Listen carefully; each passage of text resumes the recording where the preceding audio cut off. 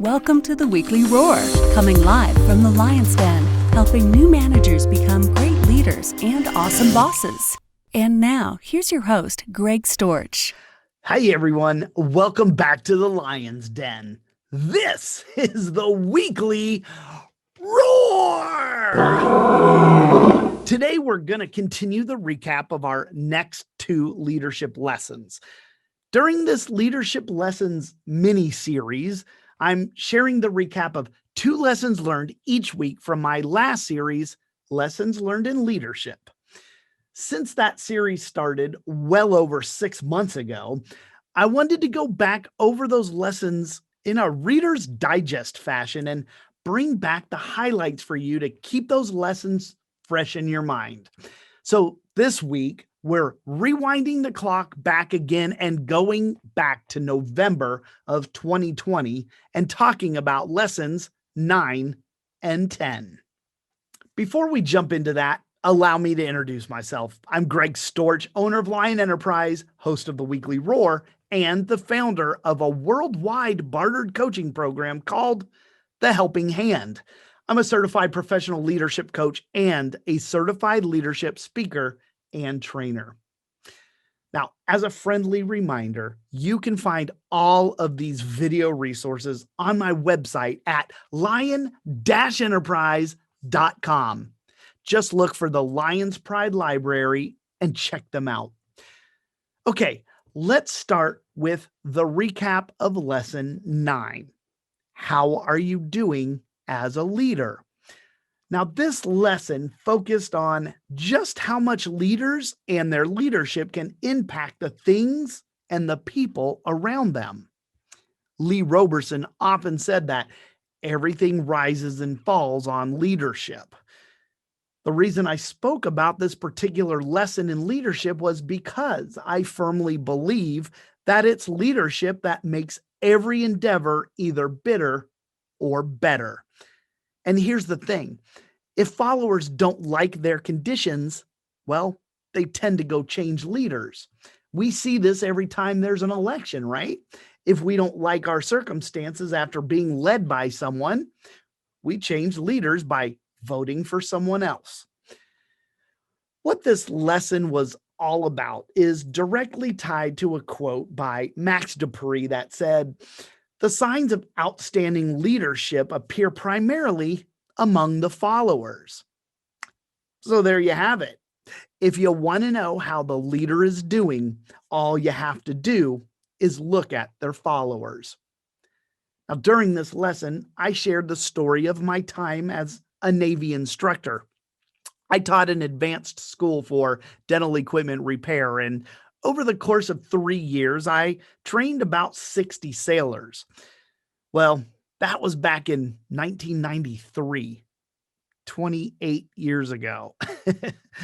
And I told you during that lesson that a former student of mine tagged me on Facebook just last year after receiving a major promotion to regional operations manager for a dental equipment company in Raleigh. In his post, he wrote, "Thank you, Greg Storch, my repair school instructor in the Navy.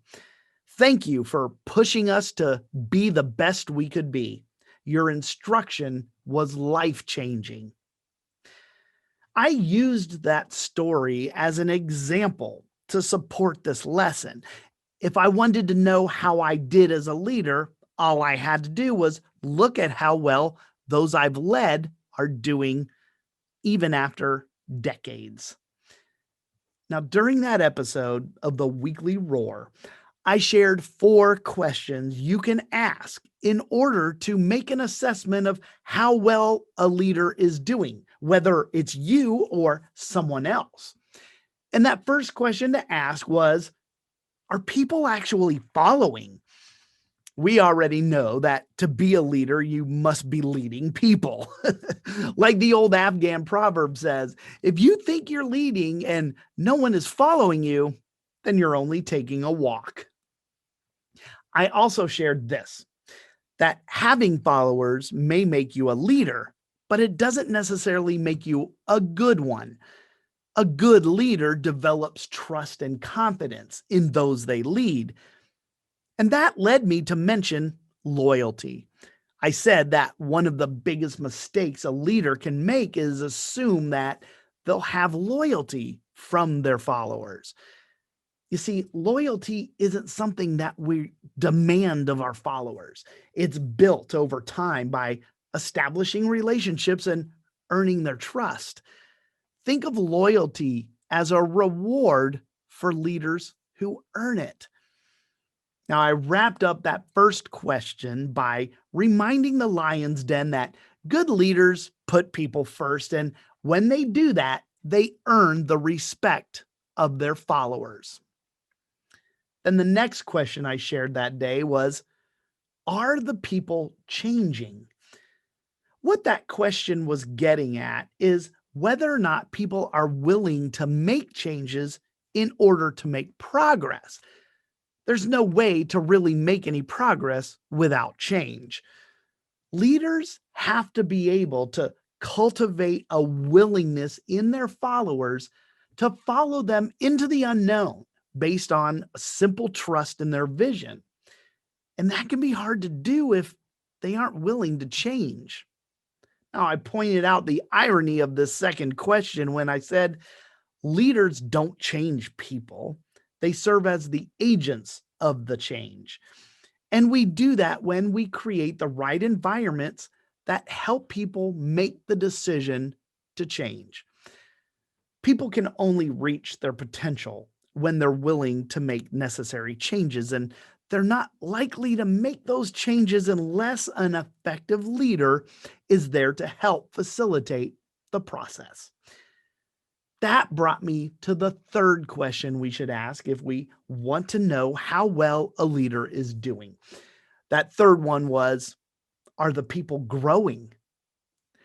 Having a willingness to change is one thing, but if an organization wants to reach its highest potential, people are going to have to be willing to grow too.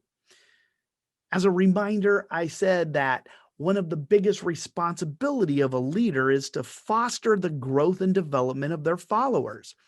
If the people aren't growing, that's a direct reflection on the leader. Remember, if a leader doesn't believe in their people won't believe in themselves. Unhealthy leaders have unhealthy followers.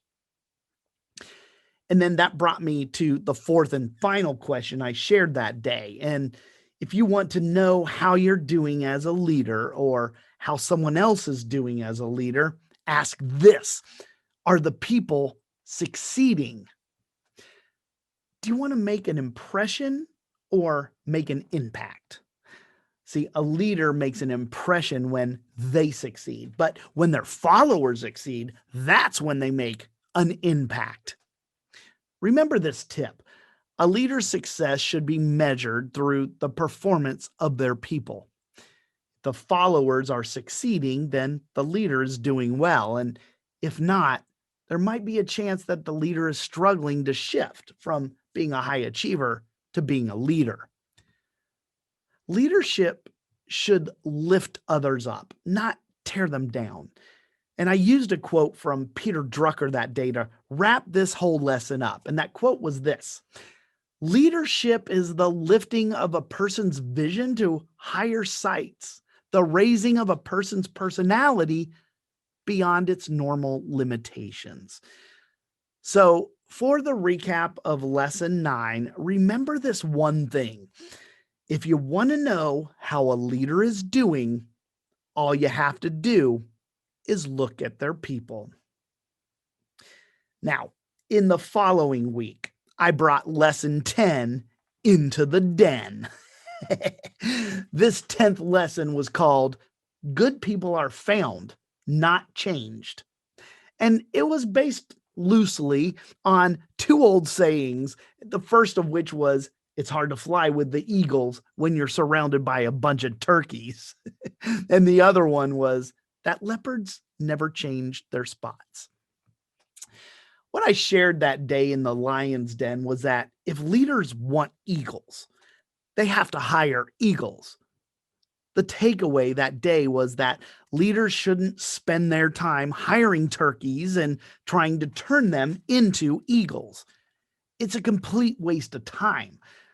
I also told those of you in the lion's den that day is leaders don't have the ability to change people. They can change themselves, but they can't change others. The truth is that good people are found. They aren't changed. So if you want good people, you must find them. Now, during this lesson learned in leadership, I mentioned that we have to search through a lot of turkeys to find those eagles. See, turkeys look like eagles, right? They have a beak, they have wings, and they have feathers. Well, that's about where the similarities end. Face it, turkeys are no eagles. But after speaking about why leaders shouldn't waste their time trying to turn turkeys into eagles, I shared 3 reasons why they shouldn't do that. Now, the first reason was that when leaders spend their time trying to turn their turkeys into eagles, they end up just frustrating the turkeys. In leadership, we have to have the ability to put the right people in the right positions, and we have to play to their strengths. All players on the team have a place where they add the most value. Successful people know what their strengths are, and successful leaders help their followers discover theirs. Now, leaders should encourage their people to get out of their comfort zone and help them to work within their strength zone. See, if they move people out of their strength zone, they're not going to be in any zone, comfort, strength, or effectiveness. It'll be like asking a turkey to soar like an eagle. That brought me to the second reason why leaders shouldn't spend their time trying to make their turkeys into eagles. That brought me to the second reason why leaders shouldn't spend their time trying to make their turkeys walk, talk, and act like an eagle. And that was because when they do, then their eagles get frustrated. Now, during the second reason, I shared a personal story of a friend who is an avid cyclist. He rides his bike everywhere, and on occasion, he'll invite me along for a ride. Well, most of the time, I fall behind during the ride, and he ends up having to wait for me to catch up. When it comes to riding bikes, he's an eagle and I'm a turkey. It's just not my strength area. So that was the second reason why leaders shouldn't spend time trying to turn turkeys into eagles, because the eagles are going to become frustrated hanging with the turkeys. They'll become impatient with the ones who can't soar because to them, they're feeling held back, just like my friend on the bike. When leaders spend time trying to turn turkeys into eagles, it frustrates the turkeys and it frustrates the eagles. And that brought me to the third reason, and that was because it can also frustrate the leader. One of the most frustrating things a leader can experience is leading others who never rise and meet or exceed their expectations. Sometimes, no matter how much we motivate them, train them, or give them the resources they need or the opportunities, they just don't perform where we think they should. Turkeys do what turkeys do, and eagles do what eagles do. Our job as leaders is to help our turkeys become better turkeys and our eagles to become better eagles.